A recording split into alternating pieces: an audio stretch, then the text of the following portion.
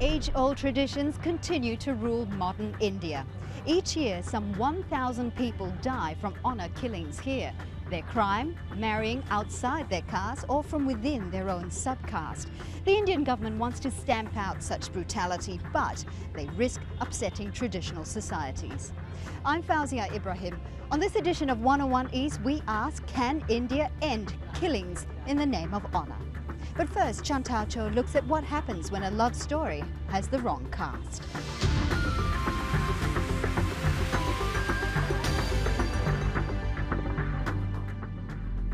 When Rajesh Negi married his neighbor Bhavna Pal, it was against her family's wishes.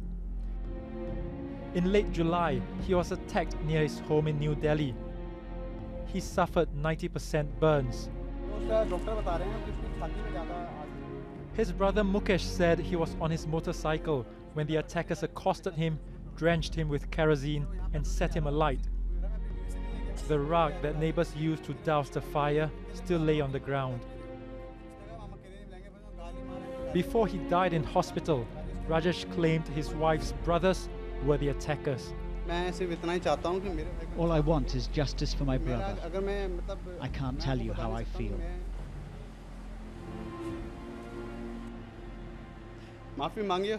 He apologized for his faults before he died, but I tell you, he did no wrong to others.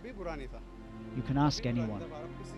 He might have upset his family at times, but never anyone else. But the search for justice has not been easy. The girl and her family has left the neighborhood and remain uncontactable. Rajesh's family believes the source of dishonor was their poverty. They were not happy simply because they wanted a rich boy.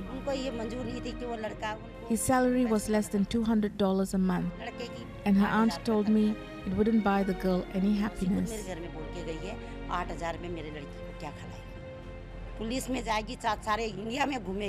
Her mother came over to challenge me. She said her daughter would never be part of my family. She kept her word, and I had to see my son die. The family say several neighbors witnessed the attack, but police remain unsure. They told the local media Rajesh might have committed suicide. With multiple suspects and local sensitivities involved, authorities say honor killing investigations are complex. Any community is involved in it, obviously they will try to cover it up. They will try to stunt the progress of investigation in such a case. But that's a normal policing challenge in any case. So to that extent one has to live with it, but I don't think that if there is any such incidents, there is any problem in implementing the law. It can take time. There are reportedly more than 1,000 cases of honor killings in India every year. Most of them take place in the northern regions.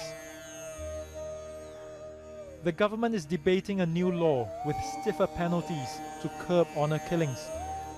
Nobody has a right in a democratic nation to not allow an adult person to make choices for his or her own life. But many community leaders want the Hindu Marriage Act amended so that marriages that go against tradition are also illegal. While intercaste marriages are slowly becoming more tolerated, the most forbidden unions in these parts are between couples within the same subcaste or gotra. They are believed to share a common ancestry. Elders who take part in traditional councils condemn such marriages. They are a powerful force that local politicians find hard to ignore.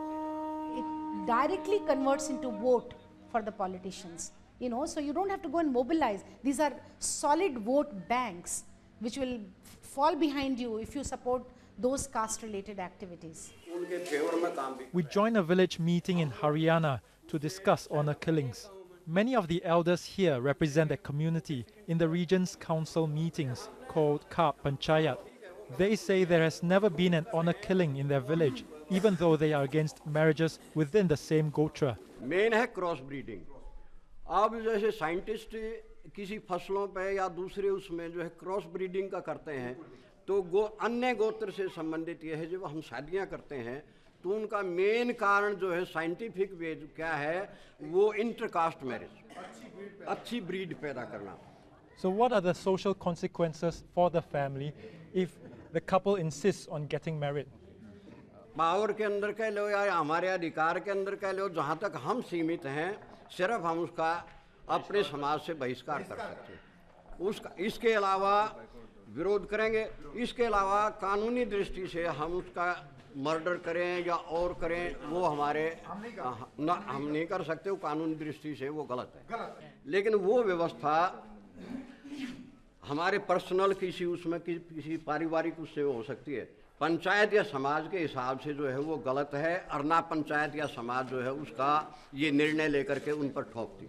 But why is it that there continues to be many reports of honor killings? So what's happening? जितना जो कुछ दिखाया जा रहा है वो सारा सत्य नहीं है. उसमें 5% सच्चाई, उसमें 5-10% सच्चाई है, बाकी 90% गलत है. If the panchayat rules against the union, then doesn't it give their family the moral right to feel angry at them, to want to do something to punish them? Does that not create the potential risk of honor killing? मैं इस बात को मानता हूँ, जैसे कत्ल करना कानून में नहीं है और फिर भी करते हैं ना, और उनको दंड भी मिलता है. How truly representative are the views of this meeting if the women are not allowed to attend and the young people don't seem to speak up? जब हम अपने घर में बैठते हैं ना और हमारे बच्चे हमारे साथ बैठते हैं, जब हम अपने बच्चों को ये बताते हैं अब ये हमारा समाज ऐसा है, वहाँ से हमारे बच्चों को ज्ञान होता है, हमारे उसको लड़कियों को और बहुओं को सब औरतों को भी ज्ञान हो जाता है. तो गोत्र विवाद का जो मामला है उसमें हमारी, जहाँ तक हम समझते हैं, ये हमारे बुजुर्ग हैं, इनको हमसे ज़्यादा ज़िंदगी जी है, ज़्यादा पता है, लेकिन हमको भी ये मालूम है कि गोत्र विवाद है जो, जैसे मास्टर जी ने बताया था क्रॉस ब्रीडिंग वगैरह का, तो उसमें जो साइंटिफिक रीज़न है वो भी मायने रखता है.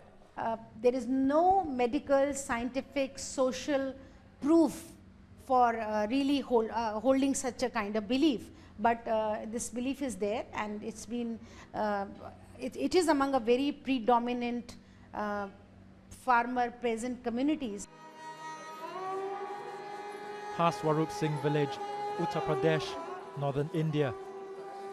Here, the love story of Sudhir and Sheetal Kumar is only spoken of in harsh tones.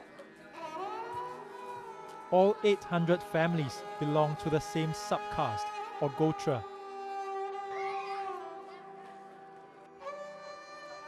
Marriage within a gotra is an age-old taboo, seen as incestuous. The tradition long precedes Indian law, which allows such a union. Despite the shackles of tradition, the couple fell in love. It broke a time-honored code of the community, putting their lives in danger. The village council or panchayat ordered that their families be ostracized and even thrown out. Under pressure, the couple eloped. The girl's family later sold their home and left too. Today, only a faded reminder of happier days remain. But just up the road, Sudhir's family refuses to buckle. His father Gajendra Singh showed us the papers to prove that his son's marriage is legitimate. The law does not forbid their marriage, but society does. We're stuck in the middle. The village panchayat held a big meeting that lasted a few days. Even politicians came. We were insulted and told we'd be thrown out and beaten with sticks. The situation now is bad. People resent us. Nobody comes close to us and we don't go anywhere. It's lonely. Until recently, local police provided protection for Gajendra's family. They left after things appeared to cool down, but Gajendra doesn't want the couple to return. They could get killed if they come back. Which parent would want that? I want him to be safe. We don't want to leave our home. People have threatened us. They say either we get your son or we will take your daughter. If they do, I'll fight them. Such fights destroy families. We don't want trouble. We don't want to kill anyone. But neither do we want to be killed. Social practices that survive time create tradition. India abolished caste-based discrimination more than 50 years ago. But time has not erased certain values of the caste system, which remain cast in stone. Coming up after the break, we'll discuss further the issue of honour killings here in India. Stay with 101 East.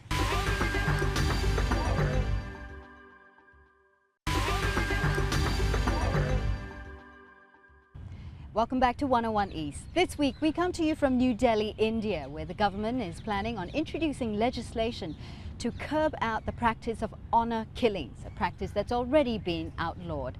Joining us for the discussion now is KAVITA KRISHNAN from the All India Progressive Women's Association. Also, Surinder Jodhkar is a sociology professor from Jawaharlal Nehru University. Thank you so much for being with us today. Perhaps if we could just start off very briefly, KAVITA, if you could just define what is honour in the Indian society. I don't think it's only Indian society, but basically the idea that some kind of community identity and patriarchal authority and honour can be eroded or can be lost by women's sexuality getting out of control. I think that goes close to defining the way in which honour is seen in many communities, including Indian society. Yeah, the Indian context has something special also. That's the question of caste. Exactly. I mean, in India, caste hierarchy is very strong, and traditionally marriages have taken place within the caste community. And when you cross the boundaries of caste community, it is seen as violation of your traditional practices.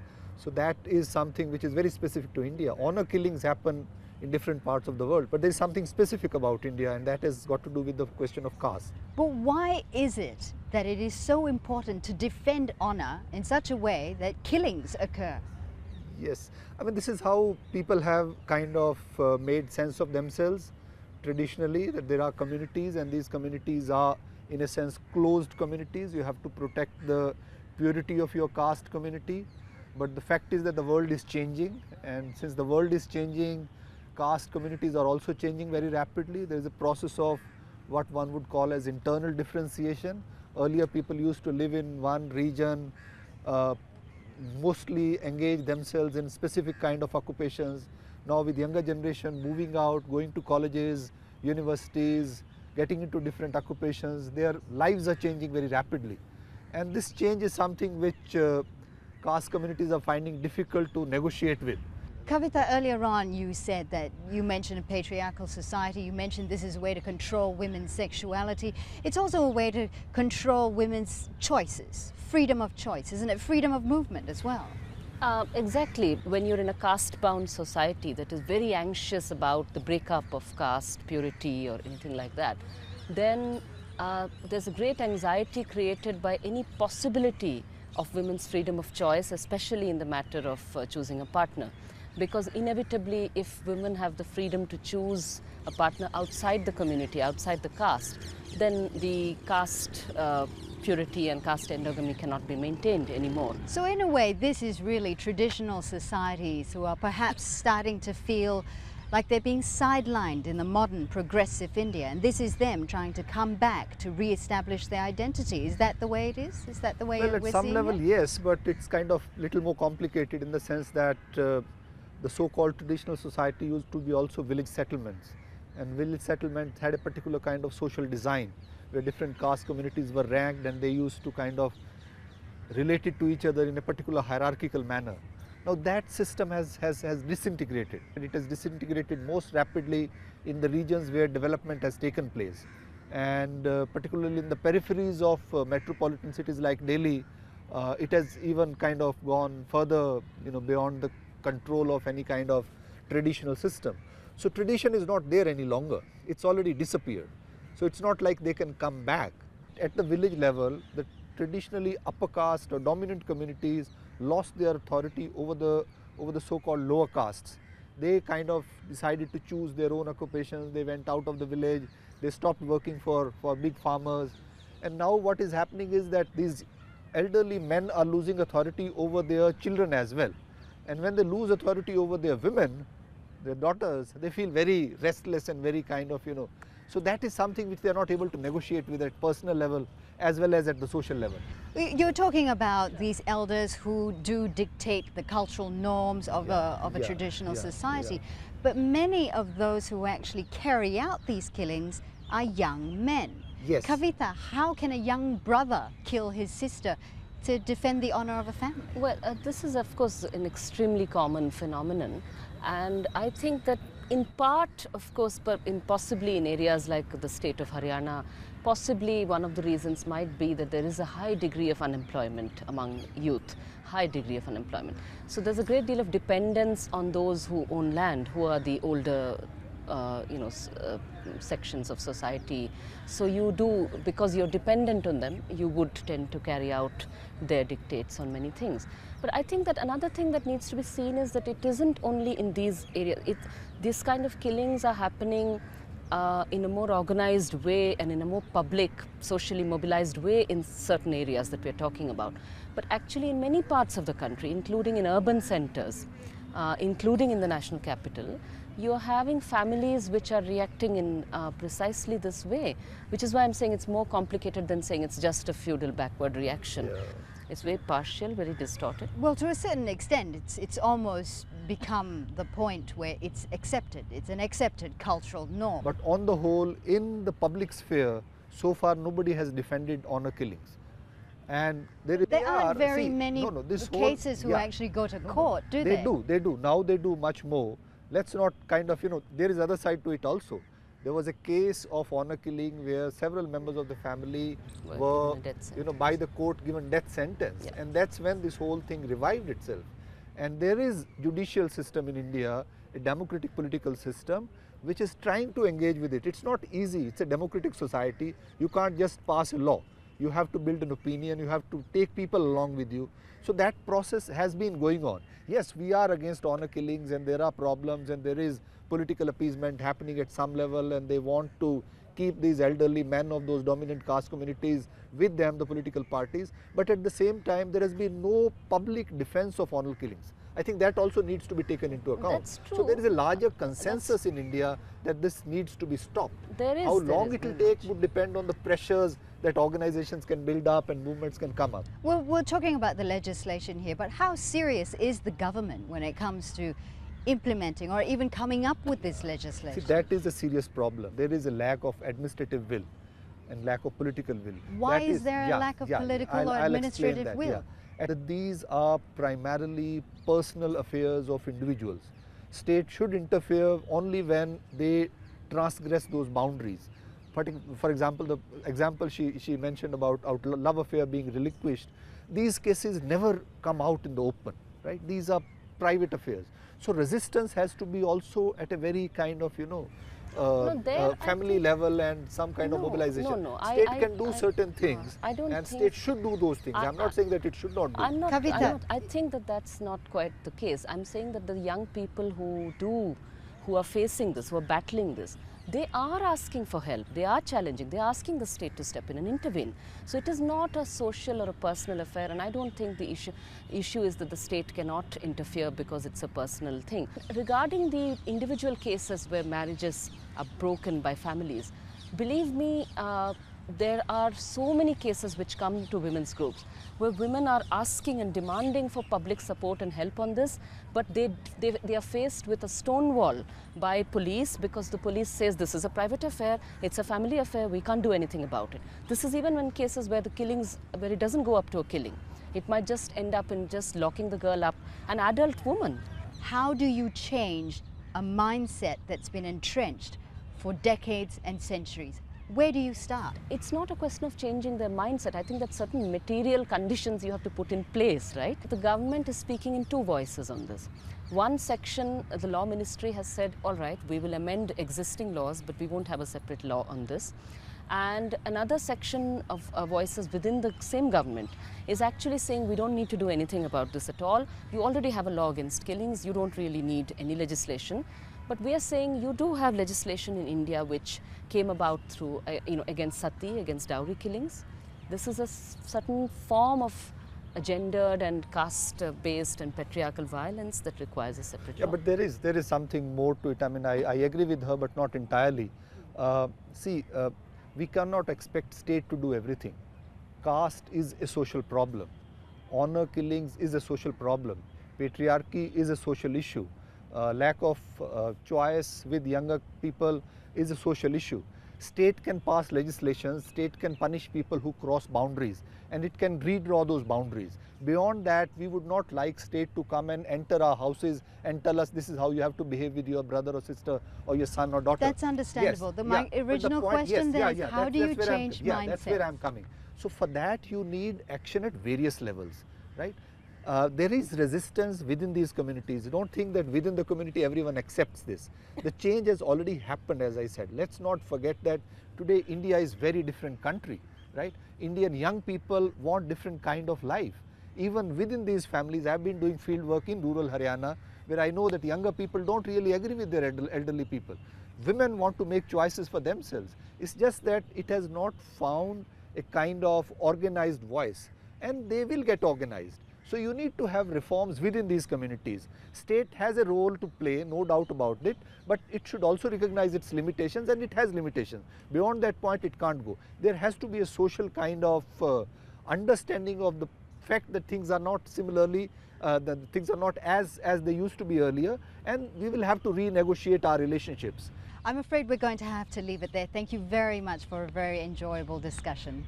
And that's all the time we have for this edition of 101 East. You can always follow the program on our podcast, our website and Facebook. From the team here in New Delhi, India, thanks for watching.